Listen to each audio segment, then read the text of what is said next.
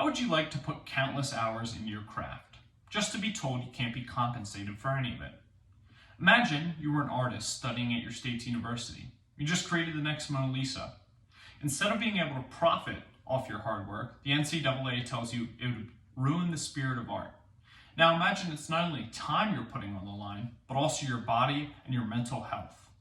College athletes around the United States are putting countless hours into their craft, risking serious injury in exchange for a short shot at changing their families' lives forever. These athletes are part of some of your favorite sports memories of all time. Some might be a part of your family, and only a small percentage are able to capitalize off their athletic ability. Hi, my name is Jacob Karpinski, and today I'd like to talk to you about, first, the need for a rule change in college sports. Second, how you can become an ally. And finally, how your kids and many other college kids will benefit from the change. I'll start by first explaining what would be changed in terms of rules pertaining to athletes' compensation. College athletes around the country, including some here at IUP, put their bodies on the line daily in an attempt to better their lives and change their family situation. The problem is that there's a small percentage of those athletes who actually get the benefit of the hours of hard work that they turn in. The need is a change for rules in the NCAA, allowing these kids to earn from their hard work and talents now.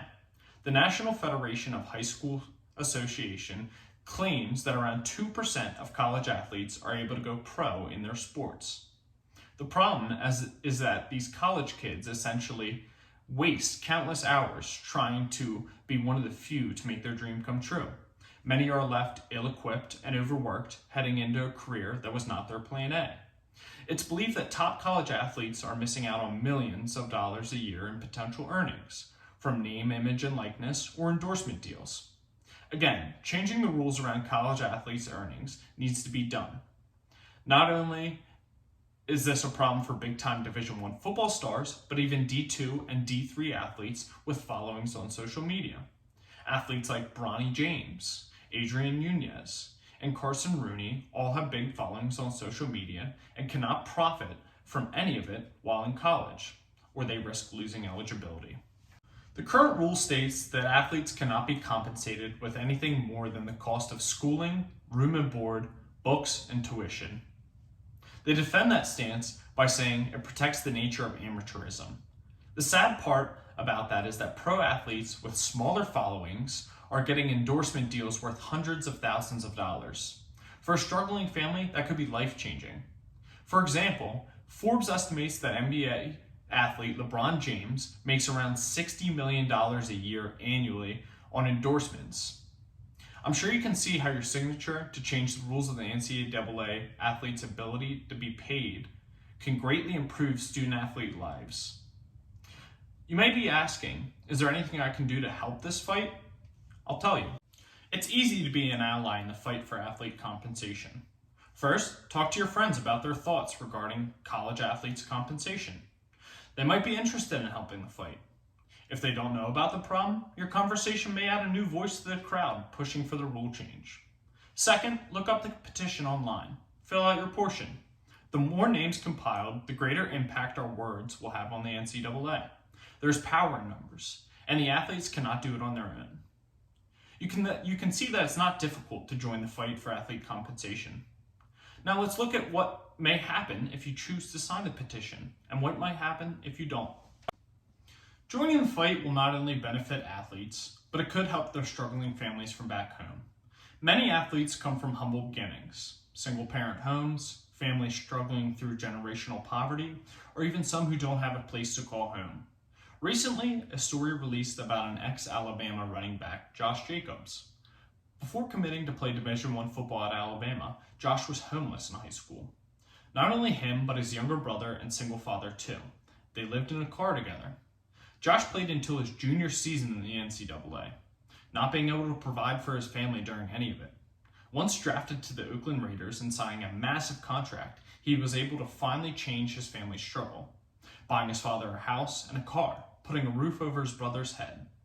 Jacobs was a star, making big plays in huge games. Companies would have paid a lot of money for endorsements during his time in college. Not all stories end like Josh Jacobs, where he was able to provide for his family. The problem arises when you're a star in college, but injuries get the best of you due to the wear and tear of demanding sports, leaving them no shot at making a pro roster. You're probably thinking, oh, those poor star athletes who get all the flash and glamour. The fact is that these athletes live the same as the rest of us in college. Plenty of other kids, non-athletes, profit off of being YouTubers, Instagrammers, or even TikTok stars during their time in school. The difference is, those kids are not risking a future career or scholarship by providing. Athletes do. As you can see, joining the fight and signing the petition to change the rules surrounding college athletes and their ability to profit off their talents while still in the NCAA could greatly benefit not only the struggling college kids, but also their families. I've told you about the need for rule change, how you can become an ally in the fight, and finally, how college athletes around the country would benefit from your help in changing these outdated rules. You become an ally by talking to your friends about joining the fight and filling out and signing the petition. What if that athlete was a family member and you were depending on them to be a part of the 2%? Imagine you had a brother or sister who had a promising career ahead of them and unexpectedly tore their ACL. Think of the satisfaction and possible comfort knowing that your brother or sister provided enough money to change your family's life while in college earning a degree. I'm going to leave you with a short message from Mark Edelman, a supporter of this fight and a writer for Sports Money column in Forbes magazine.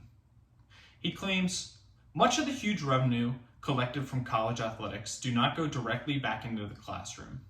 Instead, a substantial share of college sports revenue stays in the hands of a select few administrators, athletic directors, and coaches. So, please fill out and sign to join the fight and allow these kids to profit off their talents and hard work while still in college. Thank you.